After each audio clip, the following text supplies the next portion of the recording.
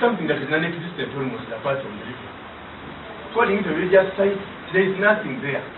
There are no roads, there is no toilet, there is no power. Nothing at all. Yeah? There is nothing completely. Well, Minister, you also know that the money which was supposed to be 25 million in tourism sector was reduced to 13.5. The whole thing. So, your explanation is not going to be sufficient for this particular meeting. To look in the eyes of President Museveni and tell him you have failed to work as a minister. Because if you look into the issues that we have, if you look into the issues of UHTTI, the fact of the matter, if we were there during the days of President Amin, that would have been in prison by now. Because really, the fact of the matter, how would we lose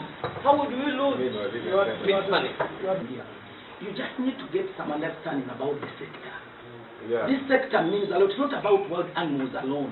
Tourism goes beyond that. You need to unlock your brain. You know they're laughing at us. Yes, The minister is telling you, I need to unlock you. the Kenyans are laughing really. When I cross the border, I become a shame. Because you are too low. They have never looked at the Nyamachoma and the Kachumbara.